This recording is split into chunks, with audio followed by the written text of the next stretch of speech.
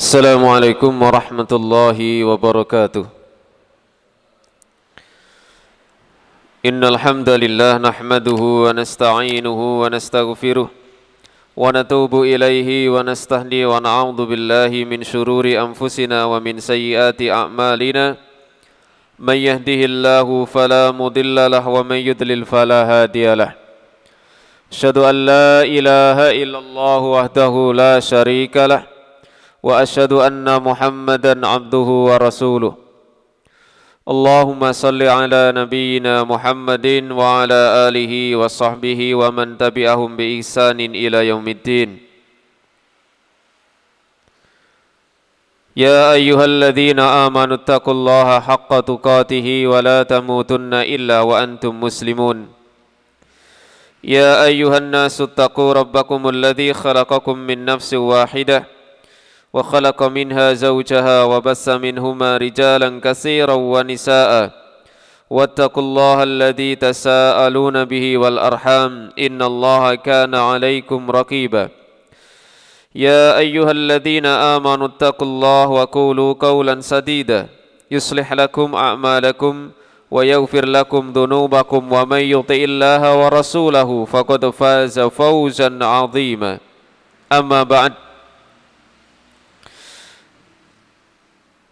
Alhamdulillah, pada kesempatan malam hari ini marilah kita tidak lupa untuk senantiasa bersyukur kepada Allah Subhanahu wa taala atas limpahan rahmat, taufik, hidayah serta maunah dan juga nikmat-nikmatnya, sehingga pada kesempatan malam hari ini kembali Allah Subhanahu wa taala mempertemukan kita di majelis Al-Qur'an di tempat yang sama-sama kita cintai ini, dalam rangka kita senantiasa berupaya untuk menjadi bagian dari orang-orang yang dikehendaki kebaikan oleh Allah Subhanahu wa taala. Dan kita juga berharap mudah-mudahan Allah Subhanahu wa taala menjadikan kita termasuk orang-orang yang diberi sakinah, ketenangan di dalam hati kita, dan nama-nama kita pun disebut oleh Allah Subhanahu wa taala di sisi makhluknya yang mulia. Amin ya rabbal alamin. Baik, malam hari ini kita lanjutkan kajian tafsir kita, bagian kedua dari surat Al-A'la, yaitu ayat yang ke-14 sampai dengan ayat yang ke-19, ayat yang terakhir. A'udzu billahi minasyaitonir rajim. Qad aflaha man tazakka wa dzakara isma rabbih fasalla bal tu'siruna al-hayata ad-dunya wal akhiratu khairun wa abqa inna hadha lafi as-suhufil ula suhufi Ibrahim wa Musa. Qad aflaha man tazakka, sungguh beruntung orang yang mensucikan dirinya, wa dzakara isma rabbih, dan mengingat nama Tuhannya, fasalla, lalu salat. Bal tu'sirunal hayatad dunya, akan tetapi kalian mementingkan kehidupan dunia, wal akhiratu, dan akhirat, khairun, lebih baik, wa abqa, dan lebih kekal. Inna hadza, sesungguhnya ini, lafis suhufil ula, benar-benar ada dalam lembaran-lembaran yang dahulu, yang pertama, suhufi Ibrahim wa Musa, yaitu lembaran-lembaran Ibrahim dan Musa. Qad aflaha man tazakka, sungguh beruntung orang yang mensucikan dirinya. Aflaha, aflaha ini artinya beruntung, bejo. Ma'khudun minal falah, diambil dari kata-kata falah. Ketika seorang muadzin setelah memanggil kaum muslimin untuk sholat, maka dipanggillah mereka kedua kalinya untuk menuju al-falah. ketika kaum muslimin memenuhi panggilan muadzin datang melaksanakan sholat berjamaah, maka langkah kedua muadzin akan mengajak mereka untuk menuju al-falah. Ma makna al-falah? Apa artinya al-falah? Wal falahu kalimatun jami'atun. Yang namanya falah itu adalah suatu kata yang mencakup, suatu kata yang menghimpun. Menghimpun apa? Al-fauzu bil matlub, keberuntungan, kesuksesan, kemenangan yang diinginkan, wan najatu minal marhub, dan keselamatan dari apa yang ditakutkan.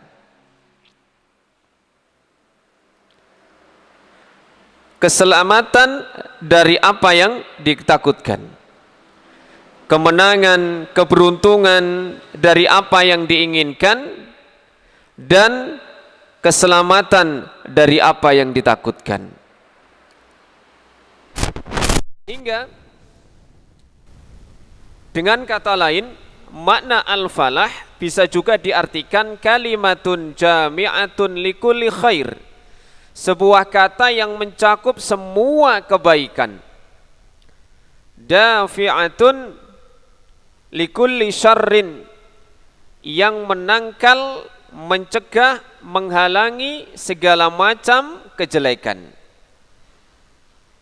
Kalimat yang mencakup seluruh jenis kebaikan, seluruh macam kebaikan, dan mencegah, menghalangi seluruh atau segala macam kejelekan. Ini makna al-falah. Jangan sampai diberi tasdid, keliru nanti artinya. Al-falah jangan sampai diberi tasdid lamnya. Falah artinya apa? Petani. Bingung. Ya. Kadang-kadang ada logat-logat bahasa itu yang rontok ono tasdid-tasdide. Falah, hayya alal falah, jangan sampai ditasdidkan. Bingung. Hayya alal falah. Wah, mari menuju petani. Jadi tanpa tasdid. Maka qad aflaha, sungguh beruntung, sungguh akan memperoleh segala macam jenis kebaikan dan akan terhindar dari segala macam kejelekan. Siapa? Man tazakka, orang yang mensucikan dirinya. Al-Hafidz Ibnu Katsir rahimahullahu taala menyebutkan, yaqulu ta'ala qad aflaha man tazakka ay tahhara nafsahu. Dia membersihkan dirinya, mensucikan dirinya minal akhlaqir radhilah, dari akhlak-akhlak yang hina, wa taba'a ma anzalallahu ala rasulihi, dan mengikuti apa yang diturunkan oleh Allah kepada Rasulnya. Tazakka ini juga ma'khudatun minat tazkiyah. Kata-kata tazakka ini juga diambil dari kata-kata tazkiyah, wahia at-tathhir. Tazkiyah itu kalau ada ikhwan atau pelajar yang ingin melanjutkan ke sekolah jenjang yang lebih tinggi, ini biasanya diperlukan sebuah tazkiyah. Tazkiyah ini bisa diperoleh dari seorang tokoh agama ataupun lembaga-lembaga keagamaan yang resmi. Seorang ustadz memberikan tazkiyah kepada seorang santri untuk disampaikan kepada lembaga yang akan dijadikan tempat mencari ilmu.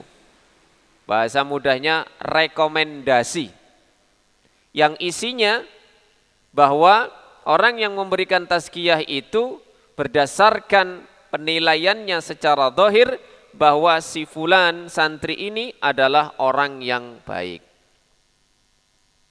Kalau ada yang mau daftar ke Libya atau mungkin ke Madinah atau mungkin ke ma'had yang membutuhkan seperti itu, biasanya dibutuhkan tazkiyah.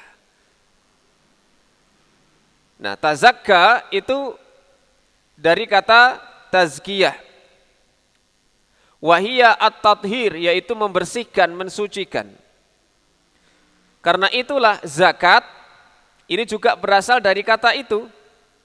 Wasummiyat zakatu zakatan li'annaha. Kenapa disebut dengan zakat? Li'annaha tutahhirul insana minal akhlaqir radhilah. Karena orang yang mengeluarkan zakat, maka berarti orang tersebut telah disucikan dari akhlak-akhlak yang hina, yang tercela. Yaitu apa? Akhlakil bukhli, yaitu akhlak berupa kebakhilan.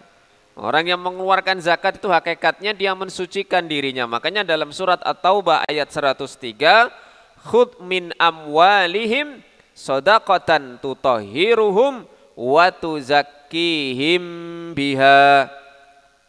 Ambillah dari harta mereka sedekah yang wajib, yaitu zakat. Fungsinya apa? Tutahhiruhum, membersihkan mereka, wa tuzakkihim, mensucikan mereka, biha, dengan zakat itu. Harta mereka yang kotor dibersihkan dengan dikeluarkannya zakat, kemudian jiwa mereka dibersihkan dari akhlak bakhil. Maka qad aflaha man tazakka. Al-Hafidz Ibnu Katsir tadi menyebutkan orang yang beruntung itu orang yang mensucikan dirinya, yaitu mereka orang yang mensucikan dirinya dari akhlak-akhlak yang hina, akhlak-akhlak yang rendah, yang tercela. Yang kedua, wa taba'a ma anzalallahu ala rasulihi, dia mengikuti apa yang diturunkan oleh Allah Subhanahu wa taala kepada Rasulnya. Berarti mensucikan diri itu ada dua minimal, yaitu mensucikan diri yang pertama dari segala macam kotoran yang zahir atau yang batin. Yang pertama terhadap hak Allah.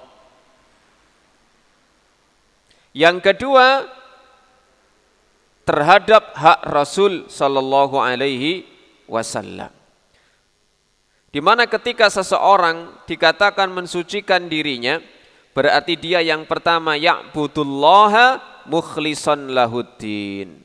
Berarti dia beribadah kepada Allah seraya mengikhlaskan segala macam ketaatan hanya kepada Allah Subhanahu wa taala. La yura'i, dia tidak melakukan ibadah karena riya. Wala yusammi', dia tidak melakukan sesuatu karena sum'ah, karena supaya didengar. Wala yatlubu jahan, dan dia pun tidak mencari kedudukan. Wala ri'asatan, maupun kepemimpinan. Fima yata'abbadu bihillaha azza wa jalla, dalam hal apa dia beribadah dengannya kepada Allah azza wa jalla.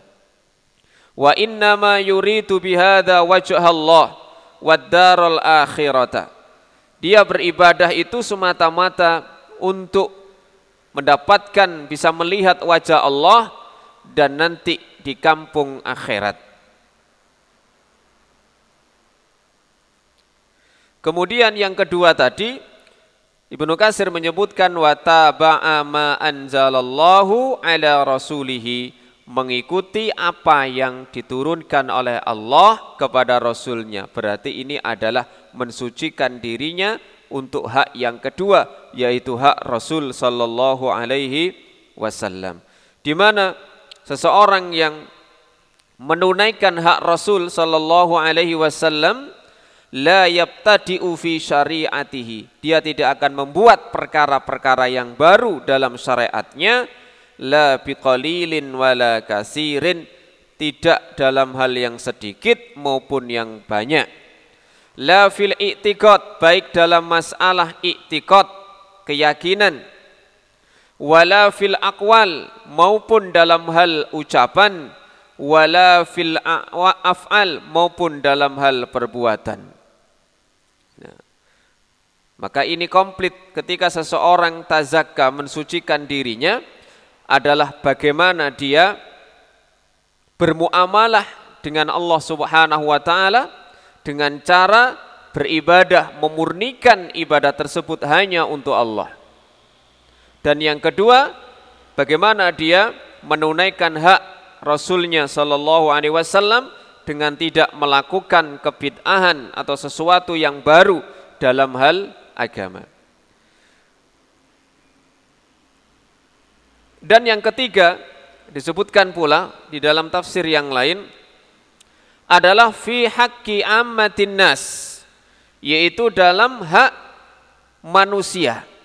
Jadi haknya Allah, haknya Rasulullah, dan haknya manusia.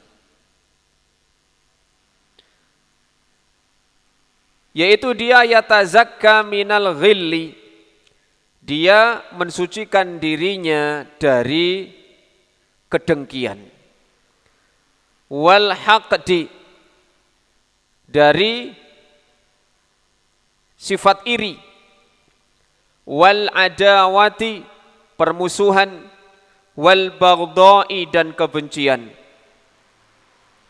Wa kullu ma yajlibul adawata wal baghdha bainal muslimina yatajannabuhu, dan dia pun menjauhi segala apa yang bisa menyebabkan permusuhan, kebencian di antara kaum muslimin. Wa yaf'alu kulla ma fihi al-mawaddah wal mahabbah, dan dia pun melakukan apa yang menjadikan munculnya sikap atau rasa cinta dan kasih sayang. Di antaranya misalnya ifsya'us salam, yaitu menyebarkan salam, di mana Rasulullah sallallahu alaihi wasallam bersabda, la tadkhulul jannata hatta tu'minu, tidak masuk surga, kalian tidak masuk surga sampai kalian beriman. Wala tu'minu hatta tahabbau, dan tidaklah kalian beriman sampai kalian saling mencintai. Afala adullukum ala syai'in idza fa'altumuhu tahabbtum, maukah kalian aku tunjukkan sesuatu yang kalau kalian lakukan itu kalian akan saling mencintai, yaitu afsus salama bainakum, sebarkan salam di antara kalian. Maka mensucikan jiwa, mensucikan diri, itu adalah dengan memperbaiki bagaimana kita bermuamalah dengan Allah Subhanahu wa taala, yakni tadi dengan beribadah, tidak menyekutukan Allah dengan suatu apapun, ikhlas dalam melaksanakan ibadah tersebut. Dan yang kedua, mengikuti apa yang diturunkan oleh Allah kepada Rasulullah SAW, tidak membuat syariat-syariat yang baru. Dan yang ketiga, bagaimana bermuamalah dengan sesama manusia. Maka tiga hal ini menjadi suatu modal untuk menjadi orang-orang yang akan mendapatkan falah, keberuntungan tadi, mendapatkan segala macam kebaikan dan dihindarkan dari segala macam kejelekan. Qad aflaha man tazakka, yang pertama, sungguh beruntung satu orang yang mensucikan dirinya. Yang kedua, wa dzakara asma rabbih, dan ingat nama Tuhannya. Al-Hafidz Ibnu Katsir rahimahullahu taala menyebutkan wa dzakara asma rabbih fasalla, ini dijadikan satu oleh beliau yang maknanya aqamas salata fi awqatiha, dia menegakkan salat pada waktunya. Ibtigha'a ridwanillah, dalam rangka untuk mencari ridha Allah, wa ta'atan li amrillah, karena taatnya terhadap perintah Allah, wamtisalan li syar'illah, dan karena melaksanakan syariat Allah. Ini beliau gabung karena memang sholat itu bentuk zikir, Tidak bisa dipisah. Orang yang sholat pasti itu namanya orang yang ingat kepada Allah. Syaratnya orang ingat kepada Allah, dia akan sholat. Makanya dalam surat Thaha itu, ayat 14 ya, ketika Nabi Musa alaihissalam akan menuju ke Mesir untuk menemui Fir'aun, maka Nabi Musa di tengah perjalanan, beliau ditemui oleh Allah Subhanahu wa ta'ala. Ketika Nabi Musa melihat sebuah cahaya api, maka Nabi Musa mendekati tempat tersebut. Tiba-tiba ada suara, Ana Rabbuka, aku adalah Tuhanmu. Fakhla' na'laik, lepaskan kedua sandalmu Musa. Innaka bil wadil muqaddasi tuwa, sesungguhnya engkau berada di bukit yang disucikan, yaitu bukit Tua. Kemudian innani anallahu la ilaha illa ana wa ana akhtartuka fastami lima yuha. Selanjutnya, aku sesungguhnya telah memilihmu Musa, dengarkan apa yang akan diwahyukan kepadamu. Innani anallah, sesungguhnya aku adalah Allah. La ilaha illa ana, tidak ada yang berhak disembah kecuali aku. Fa'budni, maka ibadalah engkau kepadaku. Wa aqimis sholata li dzikri, dan tegakkan salat untuk mengingatku. Jadi dalam rangka seseorang itu ingat kepada Allah, salat inilah bentuk zikir kepada Allah yang paling agung. Maka tidak mungkin seseorang itu dikatakan dia mengingat Allah kalau dia tidak salat. Orang yang sholat berarti dia mengingat Allah. Kenapa? Dia ingat tentang tanggung jawab dia sebagai seorang manusia yang wajib untuk menundukkan dirinya beribadah kepada Allah Subhanahu wa ta'ala dengan ibadah yang agung, yaitu sholat. Dengan sujud, berdiri, sujud, rukuk yang dia lakukan. Dan sholat itu nilai seseorang di dalamnya tergantung seberapa besar dia ingatnya kepada Allah Subhanahu wa ta'ala. Makanya Nabi pernah menyampaikan kadar nilai sholatnya seseorang itu tergantung seberapa lama dia mengingat Allah di dalam sholat tersebut. Karena memang ada orang yang ketika sholat gerakan fisiknya, tapi dia ingatannya tidak pada Allah. Dan ini pasti pernah kita lakukan. Paman nek sholat dewe ngonten ya bingung. Nek sholat jamaah dadi makmum ya aman insyaallah. Cara nek ngelamun-ngelamune titik lali, imame ya cek eling. Engko cara imam lali ya dielingno makmum sing gak lali. Jumlah rakaate niku lho, utawa kurang rukuk sujute misalnya. Salat berjamaah. Makanya salat berjamaah itu gotong royong. Gotong royong dalam rangka bermunajat kepada Allah Subhanahu wa ta'ala ketika terjadi kesalahan saling mengingatkan. Untuk salat yang wajib.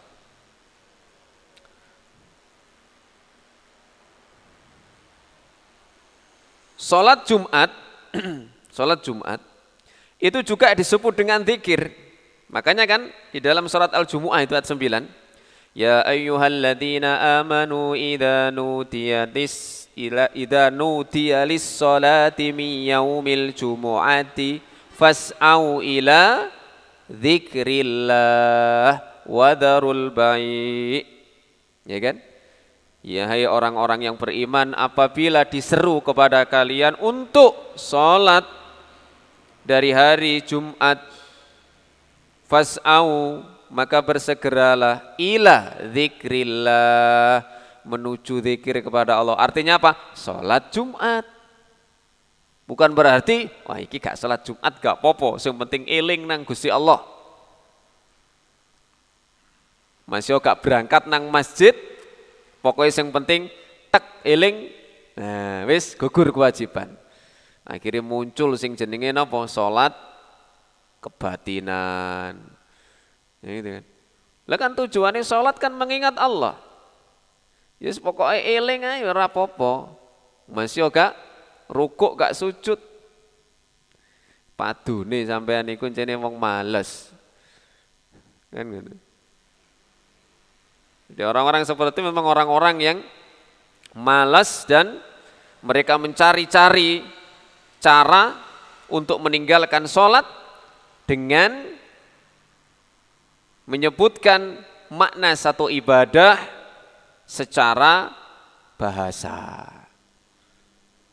Karena memang makna sholat secara bahasa itu artinya adalah berdoa. Ya. Tapi dia tidak tahu bahwa makna sholat secara istilah, secara syar'i itu melakukan suatu amalan yang diawali dengan takbir, diakhiri dengan salam, dengan syarat dan rukun tertentu yang ditentukan oleh syariat. Al-Hafidz Ibnu Katsir rahimahullahu ta'ala menyebutkan beberapa riwayat hadis tentang ayat yang sudah kita baca tadi. Di antaranya beliau menukil Ibnu Jarir At-Tabari menyebutkan riwayat dari Abu Khaldah. Ia berkata, aku menemui Abul Aliyah. Faqala li, lalu Abul Aliyah ini ngomong kepadaku, idza ghadauta ghadan ilal idi famurrabi. Kalau kamu nanti besok, kalau besok kamu sholat id, tolong mampir ke rumahku. Mampirlah ke rumahku. Qala famarartu bihi. Lalu kemudian Abul Aliyah ini pun Abu Khaldah mampir ke rumahnya Abul Aliyah. Lalu Abul Aliyah mengatakan, hal ta'amta syai'an? Wis mangan apa durung? Kan. Qultu na'am. Ya sudah. Qala afatta ala nafsika minal ma'? Apakah mau kamu aku beri air? Naam, ya mau. Qala fa akhbirni ma fa'alta bi zakatika. Kemudian Abul Aliyah tadi bertanya, tolong kabari aku apa yang kamu perbuat dengan zakatmu. Berarti ini ketika itu sholat Idul Fitri. Qultu wa ka'annaka qulta qad wajjahtaha qala innama aradtuka lihada.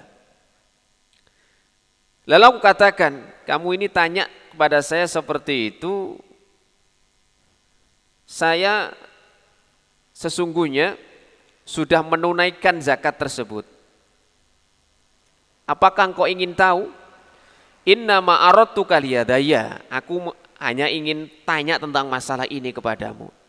Summa qara'a qad aflaha man tazakka wa dzakara isma rabbih fa shalla. Kemudian dia membaca, sungguh beruntung orang yang mengeluarkan zakat atau mensucikan dirinya dan mengingat nama Tuhannya lalu salat. Qala inna ahlal madinati la yarawna shadaqatan afdal minha wa min siqayatil ma'. Sesungguhnya penduduk Madinah tidaklah melihat satu sedekah yang lebih baik dari mengeluarkan zakat tadi itu, wa min siqayatil ma, dan dari memberikan air. Di dalam hadis yang lain memang Nabi SAW pernah menyampaikan afdhalus shadaqah saqiyul ma. Sedekah yang paling baik itu memberikan air, menuangkan air. Ini menunjukkan bahwasanya sebenarnya walaupun air itu sesuatu yang tidak mungkin berharga, sesuatu yang remeh, tetapi ketika sangat dibutuhkan maka menjadikan air ini sesuatu yang bernilai paling baik di antara sedekah-sedekah yang lainnya. Makanya di antara kebanggaan orang-orang Quraisy di Mekah sekitar Ka'bah itu adalah ketika mereka melayani para jamaah haji dengan menyiapkan minuman untuk mereka. Aja'alta siqayatal haji wa imaratal masjidil harami khairun. Apakah engkau menjadikan memberikan minuman jamaah haji itu lebih utama dari orang yang beriman kepada Allah dan Rasul-Nya? Artinya memang dibanggakan oleh orang-orang Quraisy saat itu.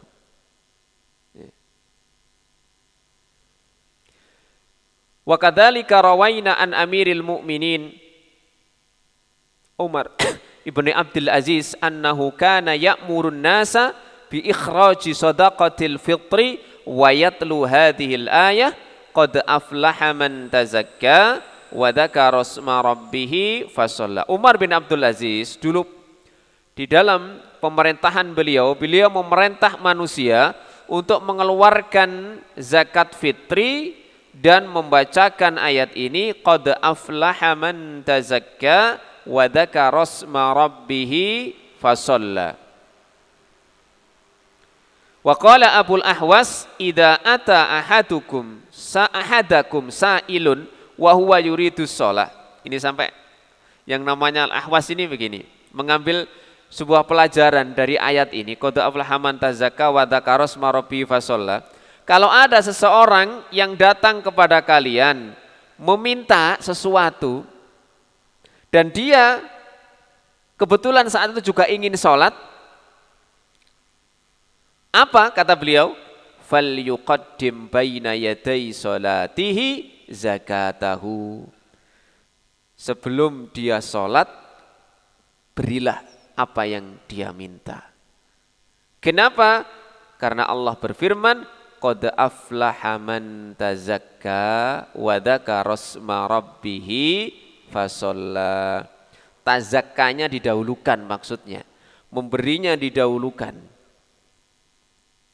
Maka jika ada orang yang meminta terus dia pun ingin sholat, maka kata beliau, berilah dulu, dahulukan tazakkanya dulu, kemudian sholat.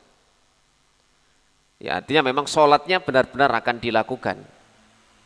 Ya, dalam rangka ini melihat urutan firman Allah Subhanahu wa taala, qad aflaha man tazakka wa dzakara isma rabbih fasalla.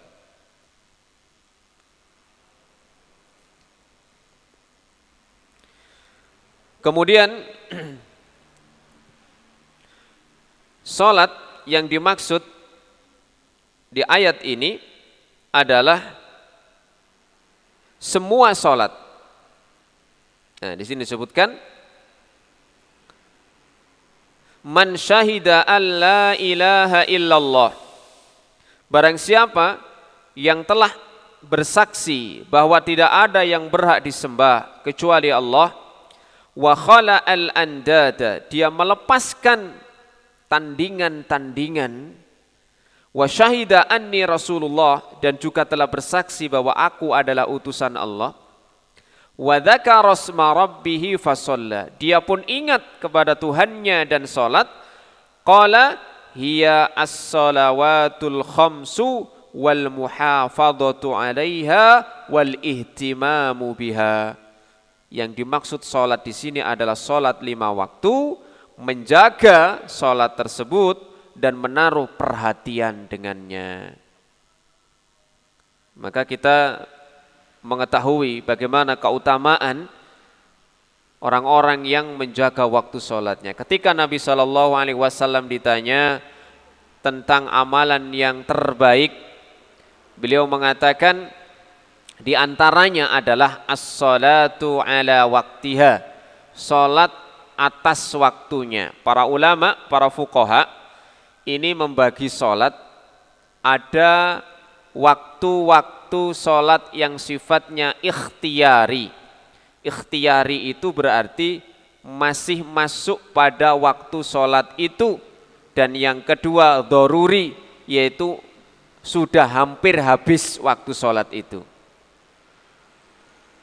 Orang yang melaksanakan waktu sholat di waktu-waktunya, apalagi di awal-awal waktunya, maka menjadikan amalan itu amalan yang terbaik.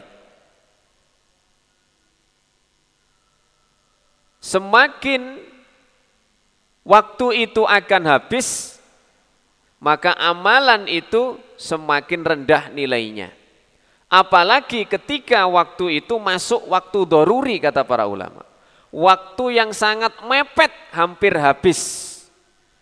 Maka itulah orang-orang yang diancam oleh Allah dalam surat Al-Ma'un, fawailul lil musallin alladzina hum an salatihim sahun.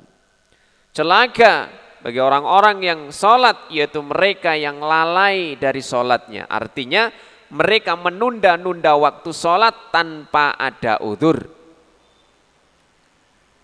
Kenapa? Karena ada udzur yang menjadikan sholat itu dilakukan tidak pada waktunya. Contohnya, udzur karena apa? Karena tertidur, ya kan? Atau lupa. Dia tertidur sebelum zuhur, bangun asar kurang beberapa menit, bahkan Allahu Akbar masuk waktu asar. Maka ini berarti udzur yang dibolehkan. Kenapa? Karena Nabi mengatakan man nama an salatin aw nasiyaha falyusalliha idza dzakaraha. Siapa yang tertidur atau terlupa dari sholat, hendaknya dia sholat saat dia ingat. Atau kalau tidur saat dia bangun. Yang kedua, boleh bagi orang yang safar dan melakukan jamak dan qashar. Kan boleh, apalagi dilakukan di jamak takhirnya, zuhur dan asar dia lakukan di waktu asar. Atau ketika orang tersebut pingsan dan dia sadar setelah keluar dari waktunya. Maka yang dimaksud dengan wa dzakara asma rabbih fa shalla hiya as-salawatul khamsu wal muhafadhatu 'alaiha wal ihtimamu biha. Salat-salat yang 5 waktu dia menjaga dan memperhatikan betul. Kalau ihtimam ini berarti lebih pada bagaimana dia memperhatikan syarat dan rukun dari salat tersebut. Mulai dari sebelum salat dia memperhatikan syaratnya salat, yaitu toharah, bersuci, bagaimana berwudu yang benar. Kalau dia hadas besar, bagaimana mandi yang benar. Kemudian masuk dalam sholat, bagaimana mulai dari takbiratul ihram sampai salam. Dia perhatian terhadap hal tersebut. Kemudian ayat berikutnya, bal tu'sirunal hayatad dunya, akan tetapi kalian mementingkan kehidupan dunia. Ai tuqaddimunaha ala amril akhirah, kalian mendahulukannya atas perkara akhirat. Wa tubdunaha, dan kalian menampakkannya ala ma fihi naf'uhum wa salahuhum fi ma'ashihim wa ma'adihim, yaitu dalam manfaat mereka, kebaikan mereka, dalam kehidupan mereka dan juga tempat kembali mereka. Bal tu'sirunal hayatad dunya. Bal di sini kata para ulama ini lil idrab al intiqali dari sisi bahasa. Ini untuk memberikan contoh bagaimana perpindahan suatu makna dari kalimat berikutnya menuju kalimat dari kalimat sebelumnya menuju kalimat berikutnya. Ketika Allah Subhanahu wa taala dari awal qad aflaha man tazakka wa dzakara asma rabbih fasalla. Nah, ternyata di ayat setelahnya bal tu'sirunal hayatad dunya. Kalau Allah awalnya menceritakan tentang kehidupan akhirat, orang mengeluarkan zakat, mensucikan dirinya, mengingat Allah, melaksanakan sholat. Ternyata kalian manusia mendahulukan kehidupan dunia atas akhirat. Bagaimana mereka menikmati kehidupan mereka di dunia ini.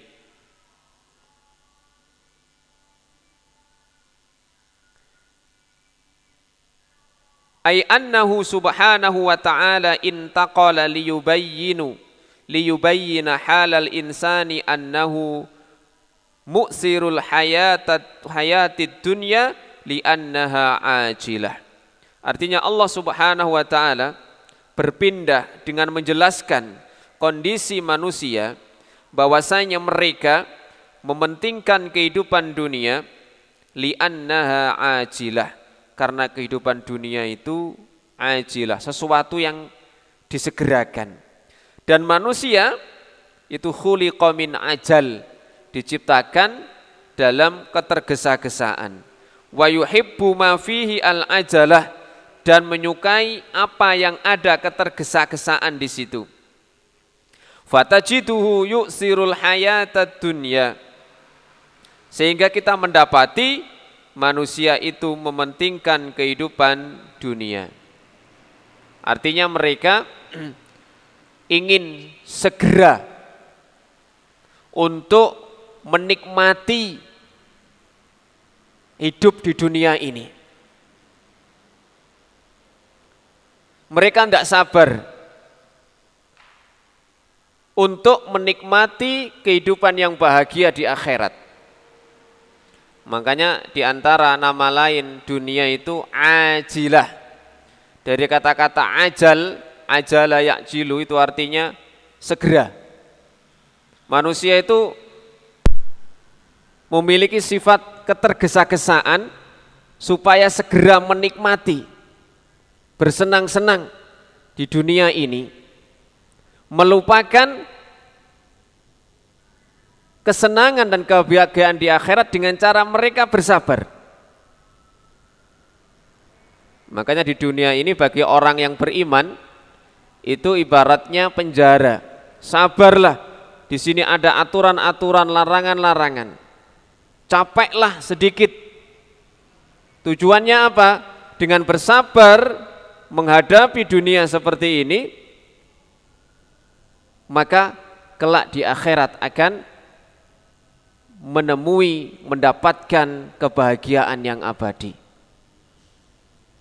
Maka hakikatnya kita di dunia ini disuruh bersabar. Kita dikasih jatah hidup berapa tahun? 50, 60, 70 tahun. Sabar selama itu. Sabar dalam hal apa? Di atas ketaatan kepada Allah Subhanahu wa ta'ala. Sabarkan diri kita untuk melaksanakan perintah Allah, menjauhi larangan Allah, yang nanti kelak Allah akan balas dengan kebahagiaan yang tidak terhingga dan tidak ada batasnya. Ketika kehidupan dunia itu divisualisasikan, digambar dalam bentuk grafik, dunia, kemudian alam kubur, kemudian akhirat, termasuk surga atau neraka. Itu kehidupan dunia, itu mungkin stripnya pendek sekali. Dunia kita masing-masing 70-80 tahun, sedikit sekali stripnya. Kemudian kita berada di alam barzah, berapa lama menunggu kiamat? Naik grafiknya. Kemudian di alam akhirat naik lagi, nanti di surga tidak terbatas atau di neraka. Tetapi grafik yang sedikit tadi itu, ketika seseorang mau bersabar, berada di atas ketaatan kepada Allah, menjauhi larangan Allah, akan menentukan grafik setelahnya, kehidupan setelahnya yang lebih panjang, bahkan kekal kelak di akhirat. Tapi manusia khuliqa min ajal, diciptakan dalam bentuk tergesa-gesaan. Mungkin dalam satu hadis juga disebutkan al-ajalatu minas syaitan. Orang itu kalau tergesa-gesa, gopoh, tanpa perhitungan, itu ya dari setan. Wa ta'anni minallah, kehati-hatian itu datangnya dari Allah Subhanahu wa taala. Bal tu'sirunal hayatad dunya, kalian mementingkan kehidupan dunia. Lalu Allah membandingkan wal akhiratu khairu wa abqa. Padahal akhirat itu lebih baik dan lebih kekal. Ai sawabullahi fid daril akhirati khairun minad dunya wa abqa. Pahala Allah nanti di kampung akhirat lebih baik daripada dunia dan lebih kekal. Makanya sabar. Fa innad dunya daniyah faniyah, karena dunia itu hina. Makanya dalam bahasa Arab itu dunia itu artinya rendah, hina. Faniyah, fana, rusak. Wal akhiratu syarifah baqiyah, sementara akhirat mulia dan kekal. Fakaifa yu'saru yu'assaru, atau fakaifa yu'assiru akilun ma yafni. Maka bagaimana mungkin orang yang berakal itu lebih mementingkan sesuatu yang rusak, fana, daripada yang kekal. Orang yang punya akal tentu lebih memilih sesuatu yang kekal daripada yang rusak. Wa yahtammu bima yazulu anha qariban, dan menaruh perhatian terhadap sesuatu yang dalam waktu dekat hilang. Dunia ini dalam waktu dekat hilang. Kita itu makin hari semakin meninggalkan dunia menuju kampung akhirat. Kata Ali bin Abi Thalib, kita itu semakin hari meninggalkan dunia melangkah menuju kampung akhirat.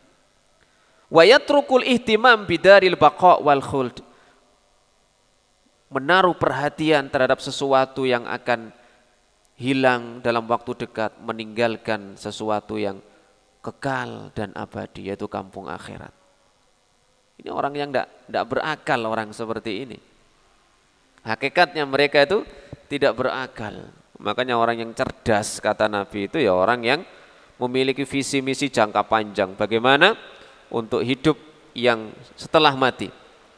Karena manusia itu katanya sering mikir hidup enak, lupa mati enak. Ngeten nggih.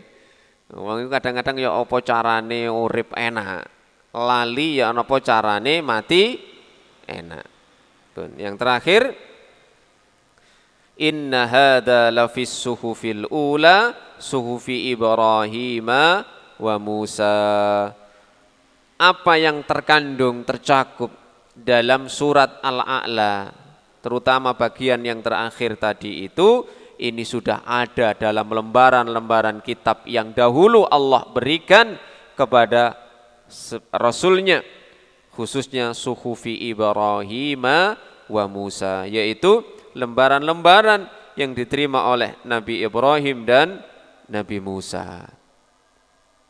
Artinya Nabi Ibrahim, Nabi Musa secara khusus alaihi wassalam, mereka memperingatkan agar umatnya ini senantiasa tazakka wa dzakara rasma rabbih fasalla, dan tidak mementingkan kehidupan dunia atas kehidupan akhirat. Ini sama dengan firman Allah Ta'ala dalam ayat yang lain, seperti misalnya dalam ayat surat An-Najm ayat 38. Wa Ibrahim alladzi waffa. Kemudian alla taziru waziratu wizra ukhra. Ya. Nabi Ibrahim yang telah menunaikan janjinya, yaitu apa? Beliau menyampaikan alla taziru waziratu wizra ukhra, bahwa orang yang berdosa itu tidak bisa menanggung dosa orang lain. Wallahu a'lam bissawab.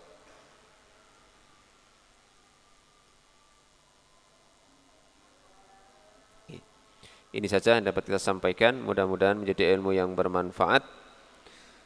Dan semoga Allah Subhanahu wa taala memberikan taufik kepada kita untuk istiqomah bersabar di kehidupan dunia yang sebentar ini, untuk senantiasa berada di atas ketaatan-ketaatan kepada Allah Subhanahu wa taala, dan mudah-mudahan Allah Subhanahu wa taala kelak mengumpulkan kita di jannahnya, di surganya. Amin ya rabbal alamin. Subhanakallahumma wa bihamdika asyhadu an la ilaha illa anta astaghfiruka wa atubu ilaik. Wassalamualaikum warahmatullahi wabarakatuh.